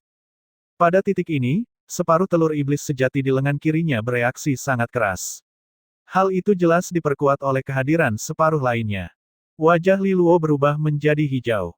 Ada pertempuran besar yang terjadi tepat di depannya, tapi yang bisa dia lakukan hanyalah mengerahkan seluruh energinya untuk melawan telur iblis sejati. Dia tidak bisa membantu yang lain sama sekali. Faktanya, dia akan sangat senang jika pembawa keranda darah bisa mengambil separuh telur iblis sejati dari lengannya. Hal ini jelas hanya sebuah bom waktu. Namun, Li Luo tahu betapa kejamnya pembawa keranda darah itu. Jika dia diizinkan mengambil telur iblis sejati, dia mungkin akan mengambil nyawanya juga. Piton Aquamarine, tunggu apa lagi? Pembawa keranda darah tiba-tiba berteriak. Feng Lingyuan dan yang lainnya tercengang saat mendengar ini. Apakah pembawa keranda darah mempunyai sekutu lain dalam bayang-bayang? Saat pembawa keranda darah berteriak, seekor ular piton raksasa yang panjangnya lebih dari 100 kaki tiba-tiba melesat keluar dari bayang-bayang di belakangnya. Piton itu tampak aneh dengan banyak mata. Di atas kepalanya ada sosok samar dengan separuh tubuhnya menyatu ke dalamnya. Pada saat yang sama, kelompok pembawa keranda hitam lainnya juga bergegas keluar. Kedua belah pihak saling bentrok. Piton Aquamarine dengan mudah mengirim lusinan siswa resonansi surgawi besar terbang. Saat ular piton itu mengibaskan ekornya, ia merayap dengan cepat ke arah belakang dengan cara yang aneh. Li Luo, kembalilah. Li Hongyu kaget saat melihat ini. Dia melambaikan kipas bulu Blackwood, dan sinar hitam kematian terbang menuju Piton Aquamarine. Piton Aquamarine menembakkan sinar beracun sebagai pembalasan, menyebabkan sinar hitam tersebut hancur. Dalam sekejap, seluruh medan perang berubah menjadi kacau. Li Luo mundur dalam sekejap. Feng Lingyuan juga merasakan tekanan pada saat ini. Jelas ada lebih banyak anggota gerombolan hantu pembunuh daripada sebelumnya. Hanya dengan tim mereka saja, sulit untuk menahan mereka. Oleh karena itu, dia segera mengeluarkan jimat dan melemparkannya ke udara. Jimat itu berubah menjadi pilar cahaya, dan karakter Feng muncul di tengah langit. Ini adalah panggilan bantuannya. Pada saat yang sama, ada tim lain yang bergegas melintasi lorong di sudut lain istana segala makhluk. Mereka tiba-tiba menghentikan langkahnya. Mereka mengangkat kepala dan melihat permintaan bantuan di kejauhan. Beberapa mahasiswa perguruan tinggi asal surgawi terkejut melihat ini. Itu adalah permintaan bantuan senior Lingyuan. Apakah mereka disergap? Yang lain juga kaget. Dengan kekuatan Feng Lingyuan, mengapa dia mencari bantuan? Saudara Wu, haruskah kita membantu? Atau haruskah kita menuju altar hantu surgawi dulu? Salah satu siswa bertanya. Mata mereka semua tertuju pada dua sosok di depan. Seorang pria dan wanita berdiri di garis depan. Mereka tidak lain adalah Wu Changkong dan Jiang Qinghe. Wu Changkong juga tertegun sejenak. Kilatan cahaya melintas di matanya. Tim Feng Lingyuan. Itu artinya. Saat dia membayangkan, Jiang Qinghe dengan cepat menoleh ke arah salah satu mahasiswa perguruan tinggi asal surgawi dan bertanya, apakah Li Luo ada di tim Feng Lingyuan? Mendengar ini, siswa tersebut menjawab dengan tergesa-gesa, ya. Li Luo adalah bagian dari tim senior Feng. Segera setelah siswa tersebut selesai berbicara, pancaran kekuatan resonansi cahaya meledak seperti matahari yang menyilaukan. Pada saat berikutnya, semua orang yang melihat Jiang Qinghe berubah menjadi kilatan cahaya dan menghilang di kejauhan. Dia telah meninggalkan seluruh pasukannya. Terlepas dari pilihan mereka, dia sendiri yang menuju ke sana. Semua orang kehilangan kata-kata. Ini adalah pertama kalinya mereka melihat Jiang Qinghe, yang selalu tenang, berjalan dengan ekspresi sangat mendesak di wajahnya. Wajah Wu Changkong menjadi muram saat melihat ini. Namun, dia tidak mengatakan apapun. Dia hanya mengulurkan tangan dan membawa seluruh tim untuk memperkuatnya. Pertempuran sengit segera terjadi saat gelombang energi liar menyapu lorong yang dingin. Feng Lingyuan, Wang Kong, dan siswa terbaik lainnya bekerja sama untuk menghentikan pembawa keranda darah. Siswa lain juga mencoba yang terbaik untuk menangkis para pembawa keranda hitam. Piton Aquamarine yang tiba-tiba muncul di medan perang memanfaatkan kekacauan. Ia merobek pertahanan mereka dan, dengan kecepatan yang mengagumkan, meluncur menuju Li Luo di belakang. Banyak siswa mencoba berhenti di sepanjang jalan. Namun, mereka terpesona oleh gelombang energi dingin yang sangat besar dan dahsyat, yang mengakibatkan mereka memuntahkan darah akibat gempa susulan yang mengerikan. Gelombang energi yang berasal dari piton Aquamarine raksasa lebih menakutkan dari yang mereka bayangkan. Wei Chonglou, hentikan. Rasa khawatir muncul di mata Li Hongyu saat dia melihat ular piton raksasa itu berlari ke arah Li Luo secara langsung. Namun, dia masih harus mendukung Feng Lingyuan dan yang lainnya. Dia hanya bisa berteriak pada Wei Chonglou, yang berada lebih dekat ke belakang untuk membantu. Mendengar ini, wajah Wei Chonglou langsung berubah. Dia menatap ular piton raksasa itu dan memperhatikan sosok wanita anggun yang sebagian menyatu di atas kepalanya. Wanita dan ular itu tampaknya telah berubah menjadi satu kesatuan, dan pemandangannya sangat menyeramkan. Gelombang energi yang sangat kuat. Ketakutan muncul di mata Wei Chonglou. Piton Aquamarine yang aneh sepertinya tidak lebih lemah dari pembawa keranda darah. Bagaimana dia bisa menghentikannya sendirian? Lagi pula, melakukan semua ini hanya untuk melindungi Li Luo. Mempertaruhkan nyawanya melawan musuh yang misterius dan kuat ini. Untuk membela seseorang yang bahkan tidak dia sukai. Mata Wei Chonglou menjadi gelap. Dia mengerahkan gigi dan menghindar dari jalur piton Aquamarine. Li Luo, yang berdiri di belakangnya, benar-benar terlihat sekarang. Kamu tidak bisa menyalahkanku untuk ini. Tidak mungkin aku bisa menghentikannya. Wei Chonglou berkata dalam hatinya. Lalu dia berbisik pada dirinya sendiri, kejar dia. Namun, dia merasakan aneh datang dari sosok anggun di ular piton saat dia menghindar. Dia tidak tahu apakah itu hanya imajinasinya saja. Tampaknya ada niat membunuh sedingin es yang diarahkan balik kepadanya. Wei Chonglou membeku di tempat sejenak. Apakah dia tidak senang karena dia menyerah? Dia pasti sedang membayangkan sesuatu. Bagaimana bisa ada musuh yang aneh di dunia ini? Saat dia memikirkannya, piton Aquamarine yang mengaum tiba-tiba berbalik. Tubuhnya yang sangat besar dipenuhi energi sedingin es seperti sungai kematian yang membentang ribuan kaki. Itu menyembur ke udara dan memicunya dengan ganas. Jumlah energi yang sangat besar mengacaukan area tersebut. Wei Chonglou mulai berkeringat. Dia tidak bisa menahan diri untuk tidak berteriak dengan marah di dalam hatinya, monster sialan. Monster ini tidak mengejar Li Luo tetapi malah datang kepadaku. Wei Chonglou tidak berani ragu. Dengan teriakan yang tajam, diagram resonansi surgawi berwarna merah menyebar ke seluruh langit seperti lautan api. Sesaat kemudian, telapak tangan api raksasa meraung di udara dan menghancurkan piton aquamarine secara langsung. Badai energi yang dahsyat meletus dari bentrokan tersebut. Telapak tangan api raksasa itu segera tenggelam oleh semburan energi es. Sosok menyedihkan Wei Chonglou terlempar ke aula lain saat darah segar keluar dari mulut.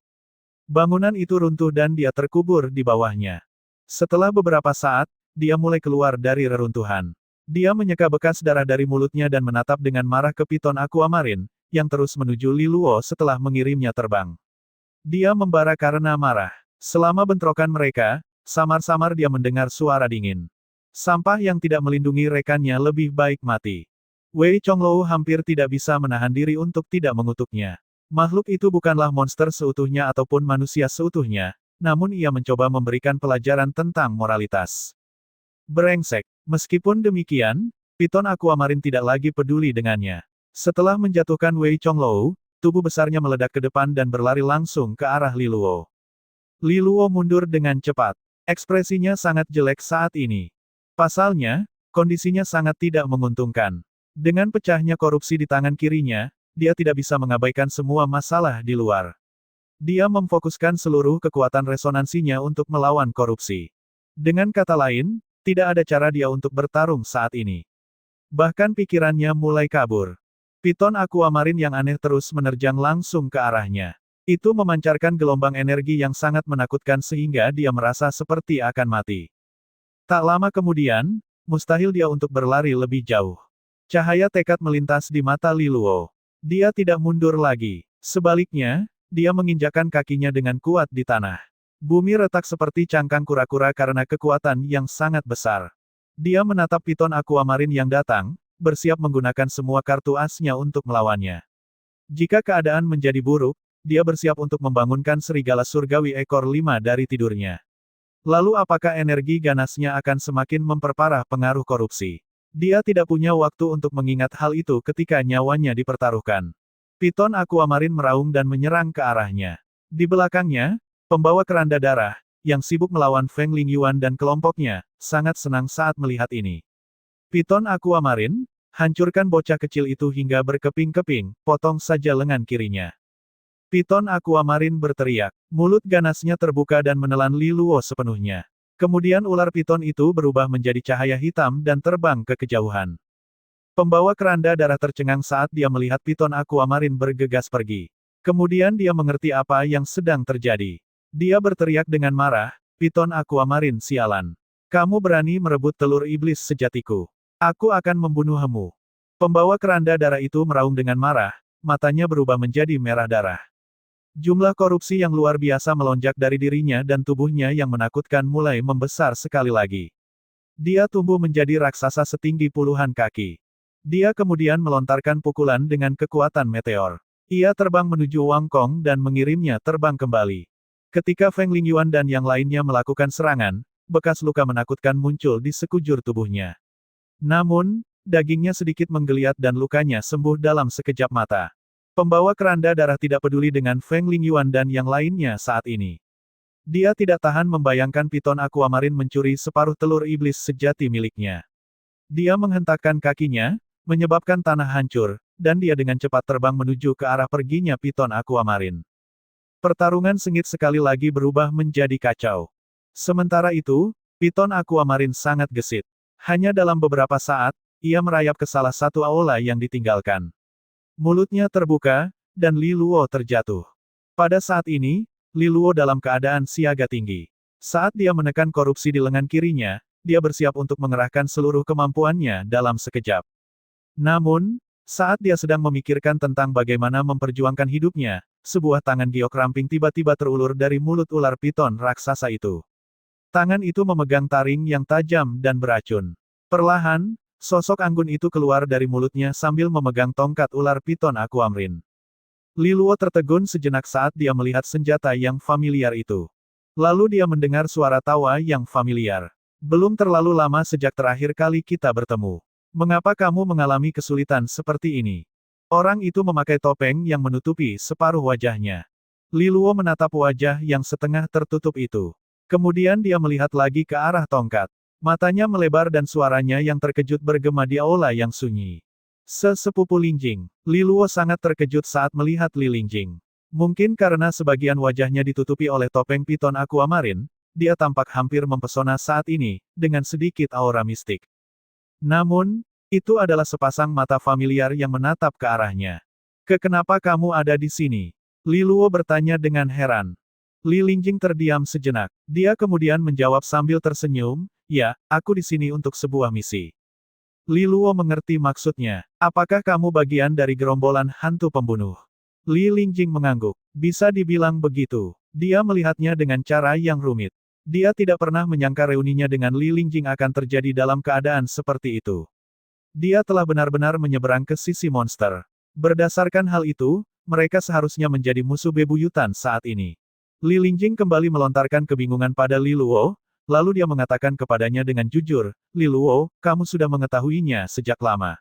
Aku bukan orang yang baik hati. Li Luo menjawab dengan lembut, sepupu Lingjing, itu hanya karena kejadian saat itu. Aku yakin pahlawan wilayah barat masih tinggal di dalam dirimu. Kamu masih lebih baik daripada siapapun. Li Lingjing sedikit terkejut. Dia terdiam beberapa saat sebelum menjawab dengan sedih, mungkin. Sebelum Li Luo bisa berkata lebih jauh, tampilannya mulai kabur. Korupsi di lengan kirinya mulai mengamuk dan pikiran mulai terpengaruh. Li Lingjing bisa merasakan perubahan yang terjadi padanya. Fokuskan pikiranmu dan tekan korupsi. Saya akan menangani telur iblis sejati. Pada titik ini, dia berhenti. Selama kamu masih percaya padaku. Li Luo balas tersenyum padanya. Dia duduk dalam posisi lotus dan menutup matanya, sepenuhnya menurunkan kewaspadaannya terhadap semua ancaman eksternal. Kemudian dia memusatkan pikirannya untuk melawan korupsi dan melindungi tubuhnya. Melihat keadaannya yang tak berdaya, cahaya hangat yang nyaris tak terlihat melintas di mata sedingin es Li Lingjing. Dia berlutut di samping Li Luo, mengulurkan tangannya, dan mengangkat lengan terkutuk Li Luo yang menakutkan. Begitu dia bersentuhan dengan lengannya, energi yang sangat dingin keluar dari lengannya. Bisikan aneh yang tak terhitung jumlahnya menggema di dalam hatinya, mencoba merusak jiwanya. Bisikan seperti itu benar-benar menakutkan bagi orang biasa, tetapi Li Lingjing sama sekali tidak merasa terganggu olehnya. Batinnya seperti danau air mati. Tidak peduli berapa banyak emosi negatif yang menimpanya, dia sama sekali tidak mempengaruhi. Dia menatap lengan terkutuk itu dan memikirkannya sejenak. Jika dia memotong lengannya, itu akan menjadi cara termudah untuk mengambil telur iblis sejati. Inilah yang direncanakan oleh pembawa keranda darah. Namun, dia jelas tidak bisa menggunakan metode ini. Dia harus melakukannya dengan cara yang tidak terlalu ekstrim. Li Lingjing membuka bibir merahnya, dan dua giginya tiba-tiba menjadi lebih tajam. Seperti taring ular piton, dia langsung menggigit pergelangan tangan Li Luo. Gelombang korupsi menyembur keluar, mengalir di sepanjang bibir merah Li Lingjing dan langsung masuk ke tubuhnya. Saat Li Lingjing menyerap energi telur iblis sejati, kerutan di dahi Li Luo perlahan mengendur. Namun, dia benar-benar menutup kesadarannya terhadap dunia luar karena dia sepenuhnya fokus menyalurkan kekuatan resonansinya dan melawan korupsi. Li Lingjing melambaikan lengan bajunya saat ini. Kabut hijau dan hitam yang dipenuhi dengan jeritan yang tak terhitung jumlahnya perlahan keluar dari tubuhnya. Sepertinya ada makhluk aneh yang berenang di dalam kabut, sesuatu seperti ular raksasa. Kabut hijau dan hitam mulai menyebar dengan cepat. Pada akhirnya, itu berubah menjadi penghalang dengan lapisan tebal yang menutupi seluruh aula.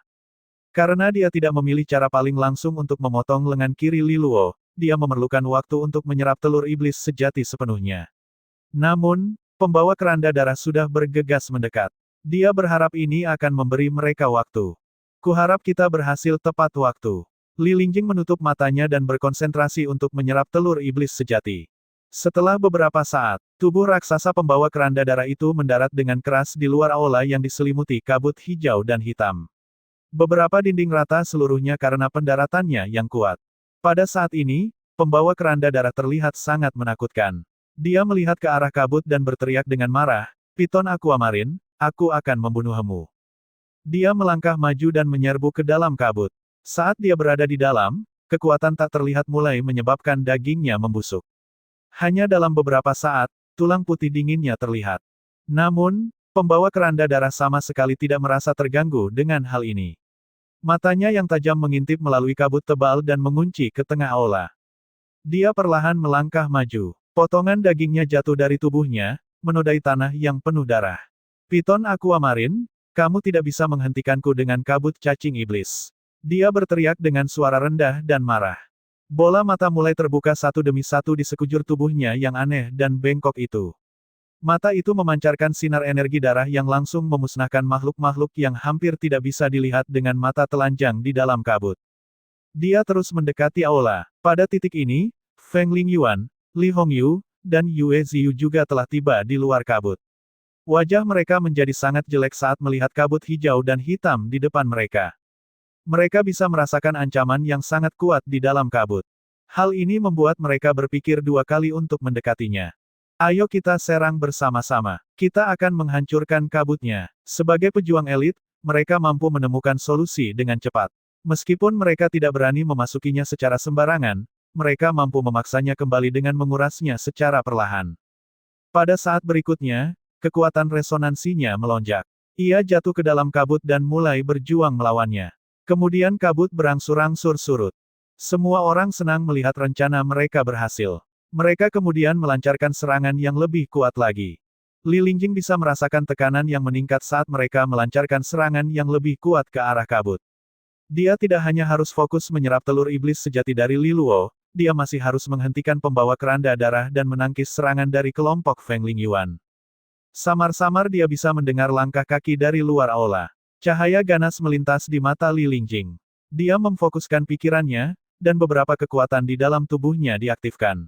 Pada saat berikutnya, sisik ular piton berwarna hijau kehitaman mulai muncul di kulit putihnya dan tanduk tajam berwarna hijau kehitaman mulai menonjol dari dahinya. Perasaan iblis yang berasal dari Li Lingjing secara bertahap menguat. Dia mencoba yang terbaik untuk mengulur waktu sebanyak mungkin. Mudah-mudahan, dia bisa menyelesaikan masalah telur iblis sejati di lengan kiri Li Luo sebelum pembawa keranda darah mencapai mereka. Waktu berlalu dengan cepat ketika Li Lingjing berjuang melawan musuh yang datang. Ini semua sampai saat tertentu. Ledakan keras terdengar di luar aula. Pintu aula yang besar dan berat itu hancur berantakan. Pembawa keranda darah berdiri di depan gerbang dengan tubuhnya berlumuran darah. Dia menatap ke aula dengan mata mematikan dan gila. Saat dia melihat bibir merah Li Lingjing menggigit lengan kiri Li Luo, matanya menjadi semakin tajam.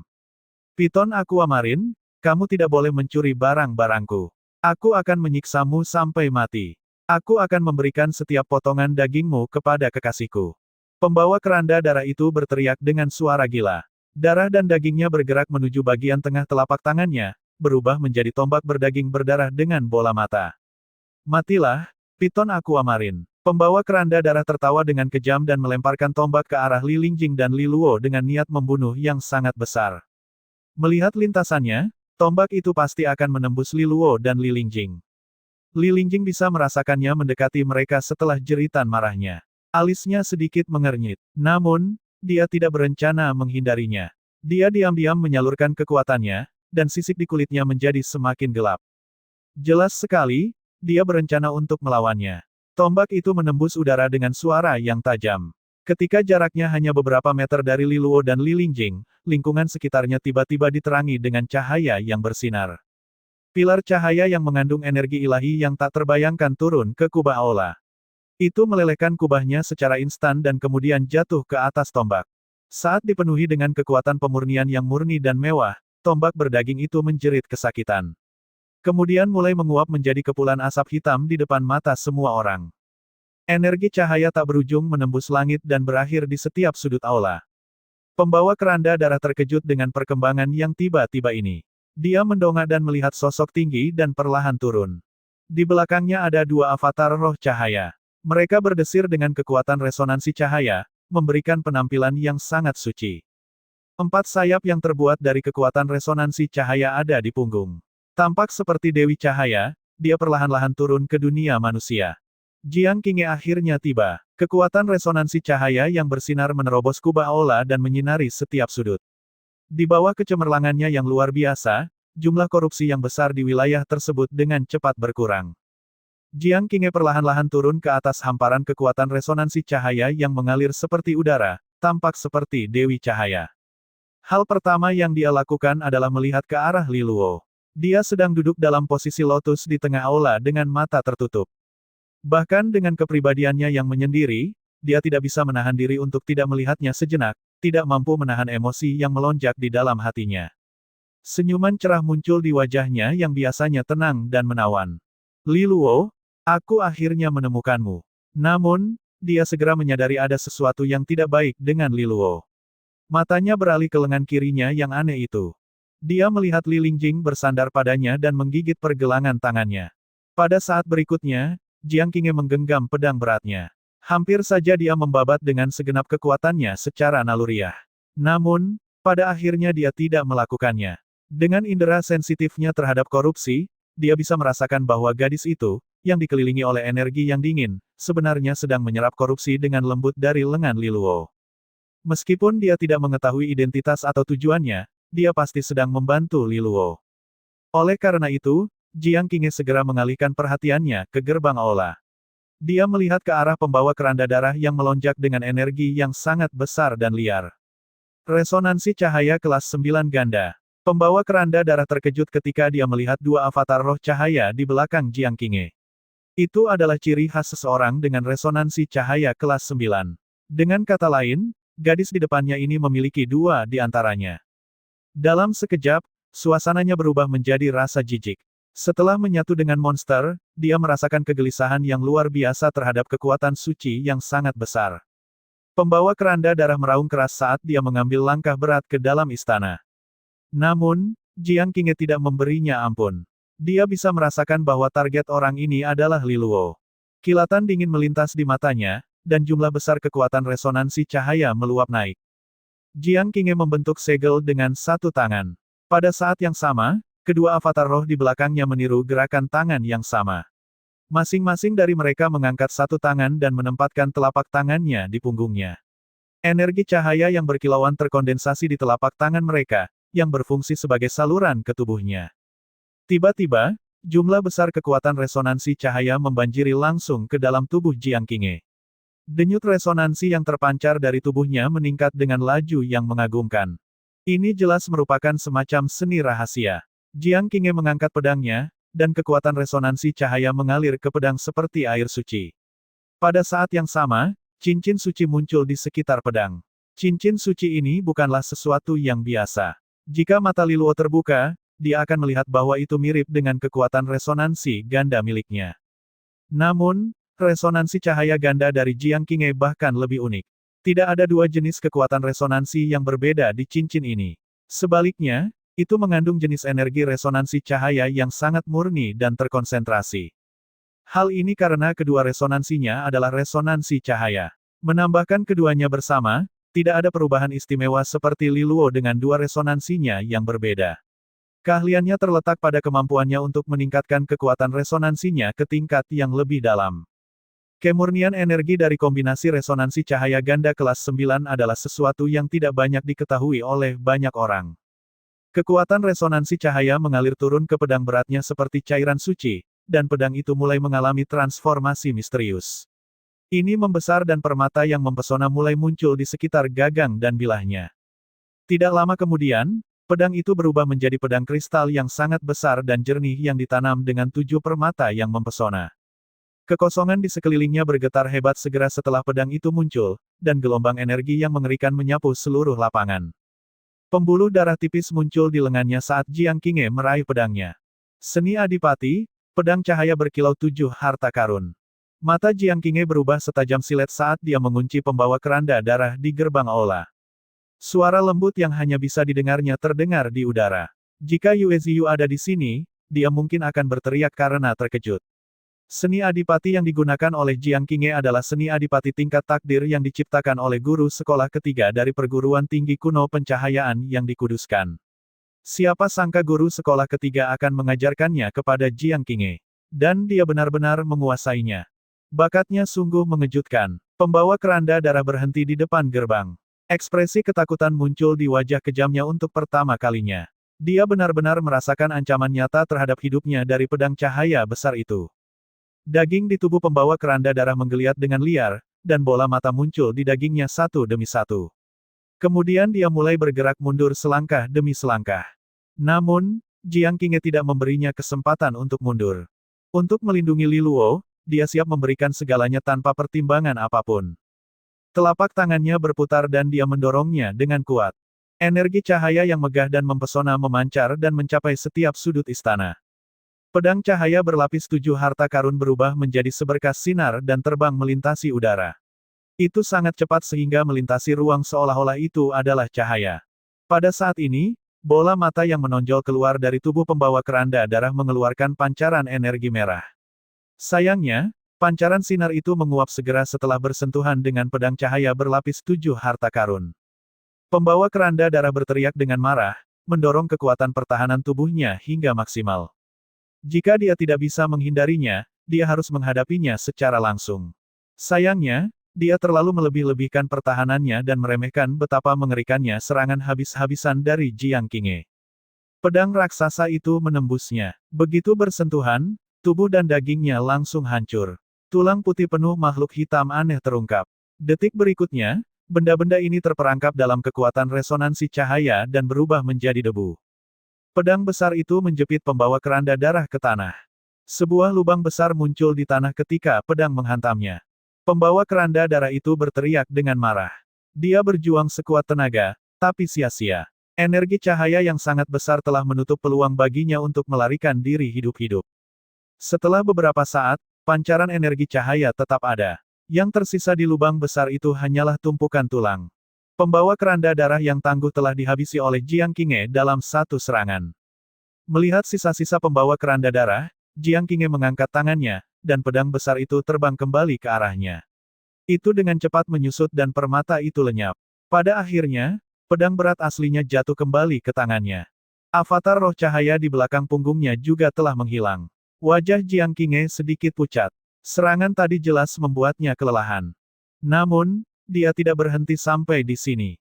Dia meraih pedangnya dan perlahan mendarat di aula. Dia kemudian berbalik dengan pedang masih di tangannya. Matanya yang tenang dan dingin menatap ke arah gadis yang menyedot korupsi dari pergelangan tangan Li Luo. Pada titik ini, Li Lingjing juga sudah mendekati akhir. Setelah beberapa saat, taring tajamnya perlahan melepaskan pergelangan tangan Li Luo. Dia bisa merasakan tatapan dingin datang dari Jiang Qinghe, tapi ekspresinya tetap tenang. Dia memegang tongkat piton bambu aquamarin di sisinya dan berdiri. Kemudian dia berbalik dan kembali menatap mata Jiang Qinghe. Pancaran energi cahaya yang tak ada habisnya mengalir di belakang Jiang Qinghe. Karena setengah dari telur iblis sejati yang baru saja dia serap, Li Lingjing juga dipenuhi energi. Namun, warnanya hitam dan sedingin es, kebalikan dari cahaya hangat. Garis perbedaan terlihat jelas antara terang dan gelap. Li Luo sedang duduk dengan mata tertutup tepat di tengah-tengahnya. Terang dan gelap membagi aula menjadi dua wilayah, dengan Li Luo duduk di garis pemisah. Segalanya menjadi sunyi senyap pada saat ini. Jiang Qinghe menatap Li Lingjing. Korupsi dalam jumlah besar meluap dari yang terakhir karena dia baru saja menyerap setengah dari telur iblis sejati. Di dahinya, tanduk hijau dan hitam juga menjadi lebih mengerikan. Tidak peduli bagaimana Jiang Qinghe melihatnya, gadis di depannya jelas merupakan perwujudan kejahatan. Kekuatan resonansi cahaya di tubuhnya berteriak tanpa henti. Seolah-olah secara refleks, ia ingin membersihkan korupsi besar yang bocor dari gadis lain. Perlahan, Jiang Qinghe mengencangkan cengkeraman pedangnya. Matanya berubah tajam. Jiang Qinghe selalu tampil mengesankan dan mendominasi di antara teman-temannya. Hanya sedikit yang bisa tetap tidak terpengaruh di bawah tatapan tajamnya. Namun, Li Lingjing tidak menunjukkan tanda-tanda keraguan di wajah cantiknya. Faktanya, dia mempererat cengkeramannya pada tongkat piton bambu aquamarin sebagai tanggapannya. Pada akhirnya, Jiang Qinghe tidak menyerangnya secara langsung. Gadis Igurue, tapi pada akhirnya dia tidak menyakiti Li Luo atau menyanderanya.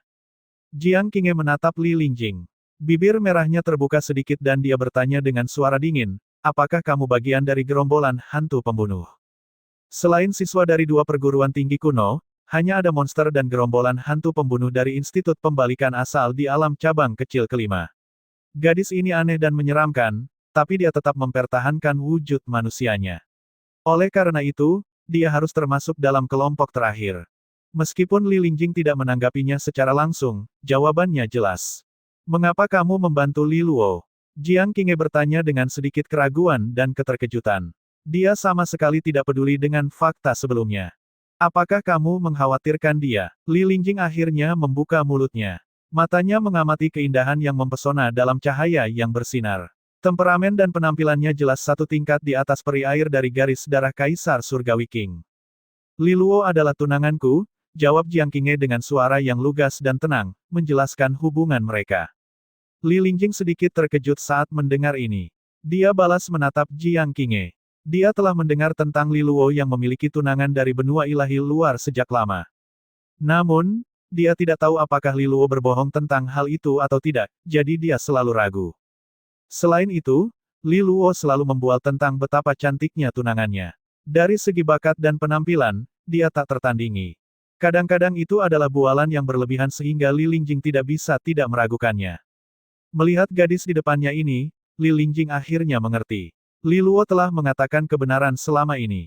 Meskipun wajahnya tidak menunjukkannya, dia kagum pada wanita di hadapannya, ditambah dengan resonansi cahaya ganda kelas 9 yang bersinar dan menyilaukan. Bakat seperti itu benar-benar layak mendapat pujian yang tidak tanggung-tanggung. Apakah orang seperti itu benar-benar berasal dari benua ilahi luar? Luar biasa. Jika Li Luo membawa gadis ini ke faksi Taring Naga, bahkan kepala faksi pun akan senang. Mendapatkan resonansi ganda tingkat 9 sebelum Adipati Stage adalah sesuatu yang tidak akan pernah dilihat oleh banyak generasi dalam garis darah Kaisar Surgawi Li. Dengan tunangannya di sisinya, sepertinya Li Luo tidak akan menderita lagi di sini. Saat Li Lingjing memikirkan semua ini, cengkeramannya pada tongkat piton bambu aquamarin perlahan-lahan mengendur. Jika gadis di depannya ini benar-benar tunangan Li Luo, dia akan menjadi seniornya, mengingat posisinya sebagai sepupu Li Luo. Namun, Li Lingjing tidak berencana memberitahunya tentang hal ini. Dia tidak tertarik dengan reaksinya. Dia bisa merasakan bahwa Jiang Qinghe telah mengekang kekuatan resonansi cahaya yang meluap di tubuhnya. Bahkan jika dia benar-benar tidak berencana untuk menyerangnya, siapa yang bisa menjamin hal itu tidak akan terjadi mengingat resonansi mereka bertolak belakang. Dengan cara yang sama, emosi negatif muncul di hatinya. Mereka semua menyuruhnya untuk membunuh Jiang Qinghe. Sayangnya, keduanya adalah tipe orang dengan kemauan yang sangat kuat, sehingga emosi ini tidak dapat mempengaruhi mereka dengan mudah. Meskipun demikian, mereka jelas tidak cocok untuk melakukan kontak satu sama lain. Jika bukan karena Li Luo dan keadaannya saat ini, kemungkinan besar mereka akan terlibat pertarungan hidup atau mati jika mereka bertemu dalam situasi yang berbeda. Jiang Qinghe memiliki bentuk energi cahaya yang paling murni.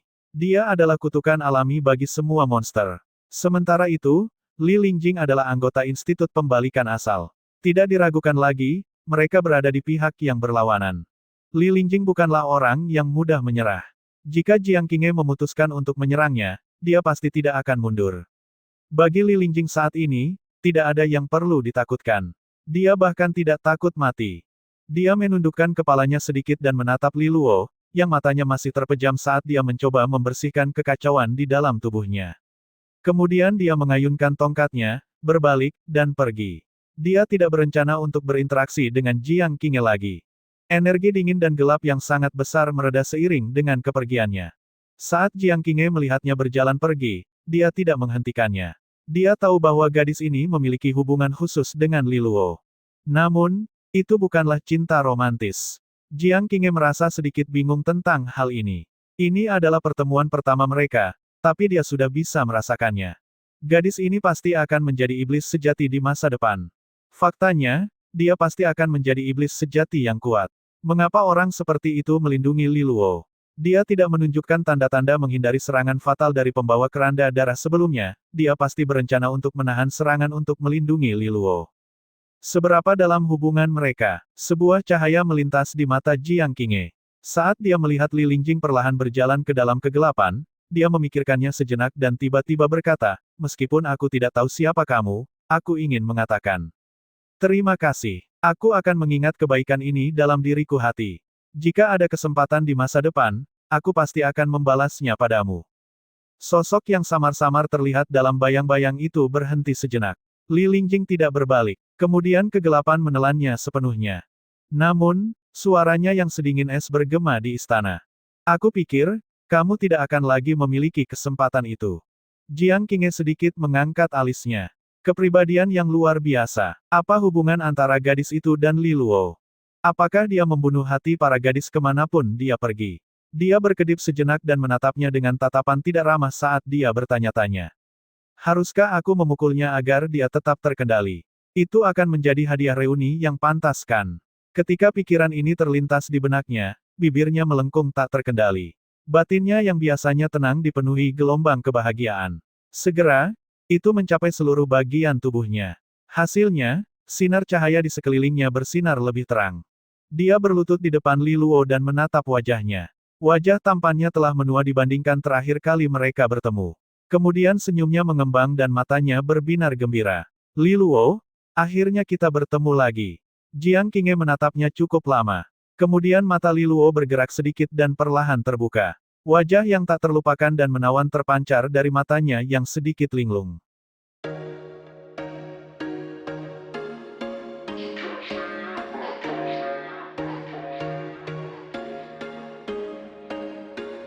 There was once a day that I would pray for you. I'd go and misbehave just so you'd notice too. Sneaking looks up and down from across the room. And damn, what a hell of a